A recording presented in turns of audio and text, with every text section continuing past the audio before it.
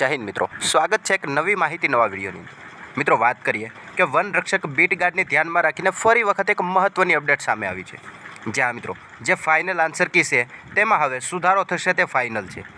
વાત શું છે તે વિડિયોની અંદર વિગતવાર જોવાની છે અને આમને ધ્યાનમાં રાખીને હવે ફોરેસ્ટ ગાર્ડનું ફાઇનલ પરિણામ પણ થોડું મોડું આવશે। જ્યાં મિત્રો શું છે સંપૂર્ણ અપડેટ આવો જોઈએ। સૌથી પહેલાં મિત્રો વાત કરીએ તો ગુજરાત ગૌણ સેવક પસંદગી મંડળના સચિવ શ્રી હસમુખ પટેલ સાહેબ દ્વારા આજે એટલે કે 11 મે 12 વાગ્યા આજુબાજુ એક ટ્વીટ કરીને માહિતી આપવામાં આવી કે પ્રિય ઉમેદવાર મિત્રો, વન રક્ષકની પરીક્ષામાં જે પ્રસિદ્ધ કરેલી ફાઇનલ આન્સર કી છે તેમની સામે રજૂઆતો વાંધા અરજીઓ આવેલી છે જે મહદઅંશે સાચી પણ જણાય છે।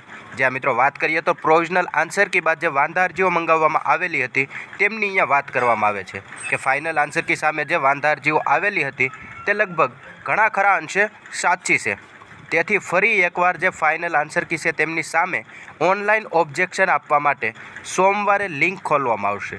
એટલે કે ફરી વખત વાંધા અરજીઓ મંગાવવામાં આવશે અને વાંધા અરજીઓ સોમવારે તેમના માટેની લિંક ઓપન કરવામાં આવશે। તો જે ઉમેદવાર મિત્રોને એવું લાગતું હોય કે ફાઇનલ આન્સર કીની અંદર સુધારા વધારા શક્ય છે તો તેવા ઉમેદવાર મિત્રોને વાંધા અરજી કરવા માટે ફરી વખત સોમવારના દિવસે ટાઈમ આપવામાં આવશે।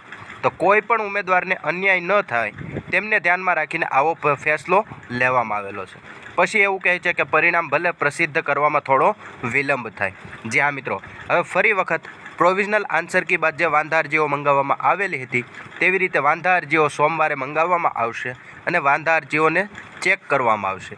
ચેક થયા બાદ ફરી વખત લગભગ ફાઇનલ આન્સર કી છે તે ડિક્લેર કરવામાં આવશે અને આ પ્રોસેસ પૂર્ણ થયા બાદ પરિણામ છે તે પ્રસિદ્ધ કરવામાં આવી શકે છે। એટલે કે પરિણામની અંદર થોડો વિલંબ થઈ શકે છે, પરિણામ જાહેર કરવામાં થોડી મોડું થઈ શકે એમ છે। માટે જ તેમને ધ્યાનમાં રાખીને ગુજરાત ગૌણ સેવાના સચિવ શ્રી હસમુખ પટેલ સાહેબે પોતાના ટ્વિટર એકાઉન્ટના મારફતે ઉમેદવાર મિત્રો સુધી એક માહિતી પહોંચાડેલી છે। જે ઉમેદવાર મિત્રો ફોરેસ્ટમાં છે તેવા દરેક ઉમેદવાર મિત્રો સુધી આ માહિતીને અવશ્ય શેર કરજો અને હજુ સુધી ચેનલની અંદર નવા હોય તો ચેનલને સબસ્ક્રાઈબ જરૂરથી કરી લેજો।